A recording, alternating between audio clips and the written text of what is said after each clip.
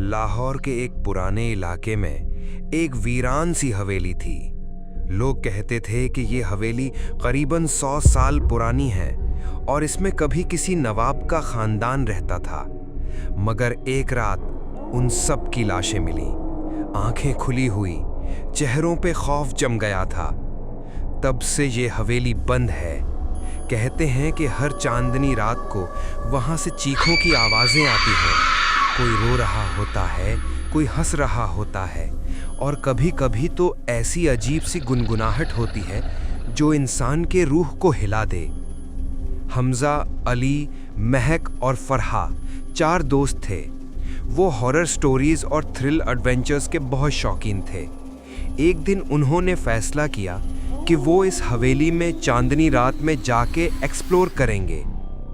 सिर्फ अफवाहें हैं, असल में कुछ नहीं होता, हमजा ने कहा। महक ने देर तक चुप रहकर सिर्फ इतना कहा, अगर कुछ हुआ तो फिर स्टोरी और मजे की बनेगी। अली ने हंसी में जवाब दिया। वो सब रात 12 बजे हवेली के सामने थे। चांद पूरी तरह चमक रहा था। हवा में ठंडक और कुछ अजीब सी गंध थी। दरवाज़ा अपने आप क्रीक की आवाज़ से खुला।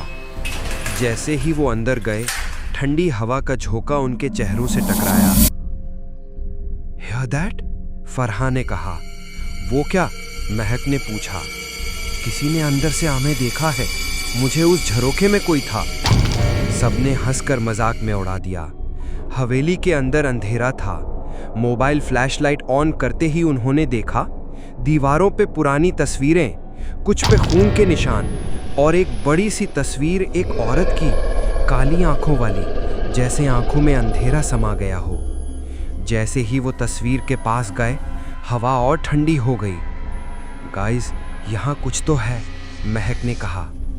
अचानक से एक कमरे का दरवाज़ा जोर से बंद हो गया। फरहा चीख उठी, ये मजाक मत करो, हम नहीं थे, अली ने बेचैनी से कहा। हमजा ने दरवाज़ा खोलने की कोशिश की, मगर वो लॉक हो गया था। तभी एक आवाज़ आई, निकलो, इससे पहले कि देर हो जाए। सब जम गए। एक कोने से एक साया निकला, लंबे कद का, लेकिन पैर ज़मीन से ऊपर। वो हल्की गुनगुनाहट करता उनके करीब आया। उसकी आंखों में सिर्फ अंधेरा था। ये कोई इंसान नहीं है, महक ने कहा। वो साया हर किसी के पास से गुजरता, जैसे कुछ तलाश कर रहा हो। फरहा ने चीख मारी और अपनी दुआएं पढ़ना शुरू कर दी। तभी वो साया एकदम रुक गया। उसने महक की तरफ देखा। वो साया सिर्फ महक की तरफ क्यों देख रहा था? महक रो पड़ी। मैंने एक गलती की थी। कौन सी गलती? हमजा ने पूछा। 2 साल पहले मैं यहाँ आई थी, मजाक में उस तस्वीर को जला दिया था और तब से मुझे सपने आते हैं जहाँ वो औरत मुझसे कहती है, मुझे वापस लाओ। वो साया धीरे धीरे महक के अंदर समा गया। उसकी आंखें काली हो गईं। वो हंसी, लेकिन वो महक की हंसी नहीं थी। सबने भागना चाहा, लेकिन दरवाजे बंद हो चुके थे। अंधेरे में सिर्फ महक या उसमें समा गया भूत दिख रही थी। तुम सबको भी उसके पास भेजना होगा, उसने कहा और हाथ उठाया। हवा में चीजें उड़ने लगीं। एक पुराना आईना टूट गया। उसमें वो औरत नजर आई जो महक में समा गई थी। उसका नाम था जुलेखा बेगम। कहते हैं उसे उसके खुद खानदान ने जला दिया था जादू टोना के इल्जाम में, और उसकी रूह अब इंतकाम चाह रही थी। अगली सुबह सिर्फ हमजा बेहोश हालत में हवेली के बाहर मिला। उसकी आंखों में सिर्फ खौफ था। जब उससे पूछा गया कि बाकी कहाँ हैं, उसने सिर्फ इतना कहा, वो महक नहीं थी और अब मैं भी पूरा नहीं रहा।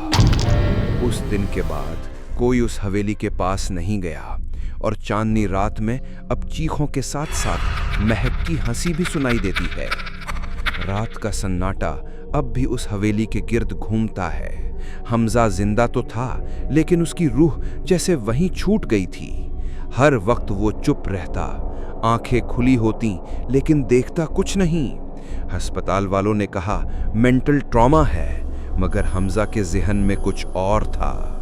उसके होंठों से बस एक ही लफ्ज़ निकलता, महक, वापस आ गई है। एक रात हमजा ने चुपके से अस्पताल से भाग गया। उसने वापस उसी हवेली का रुख किया जहां उसके 3 दोस्त हमेशा के लिए खो गए थे। हवेली के अंदर सब कुछ वैसा का वैसा था। दीवारें, वो तस्वीर अब और भी गहरी काली लगती थी। अंधेरे में बस एक छोटी सी चिंगारी जल रही थी, दिया। उसके पास महक बैठी थी, या कम से कम उस जैसी कोई चीज। हमजा ने धीरे से कहा, तुम क्या चाहती हो? महक ने मुस्कुराते हुए देखा। वो मुस्कुराहट इंसानी नहीं थी। उसने कहा, तुम्हारी रूह, उससे वो तस्वीर फिर से जिंदा होगी। हमजा ने पीछे मुड़कर भागने की कोशिश की, मगर दरवाजा बंद हो गया। दिया का रोशनी कमजोर होने लगा। कमरे में सिर्फ वो और महक थे। फिर अचानक से सारे कमरे का रंग बदलने लगा। दीवार पे खून से लिखा हुआ था, वापस लाओ सब कुछ, वरना हर रात नई कुर्बानी चाहिए। हमजा ने चिल्लाकर कहा, मैं क्या करूं? उसने देखा अली का चेहरा, फरा की आवाज, सब कुछ तस्वीरों में जिंदा हो रहा था, जैसे रूहों को जखीरा किया गया हो। महक या जुलेखा बेगम हर एक की रूह को काबू में लेकर तस्वीरों में कैद कर रही थी। हमजा ने दुआ पढ़ना शुरू किया, पहली दफा दिल से, ईमान से। हर लफ्ज के साथ महक की चीख तेज होती गई। दीवारें हिलने लगी, घर जैसे टूटने लगा हो। लेकिन तभी एक बहुत तेज आवाज हुई, अब देर हो चुकी है। हमजा हवा में उठ गया। उसके चारों तरफ अंधेरा छा गया। फिर सब कुछ खामोश हो गया। सुबह जब पुलिस आई तो हवेली में कोई नहीं था, ना महक, ना हमजा, ना कोई साया। मगर दीवार पे एक नई तस्वीर लगी थी, हमजा की। आंखें खुली लेकिन अंधेरे में डूबी हुई। नीचे सिर्फ इतना लिखा था, अगली चांदनी रात, अगला मेहमान। और इस बार हवेली के सामने लिखा था, हर रूह का इंतजार यहां होता है, क्या तुम तैयार हो?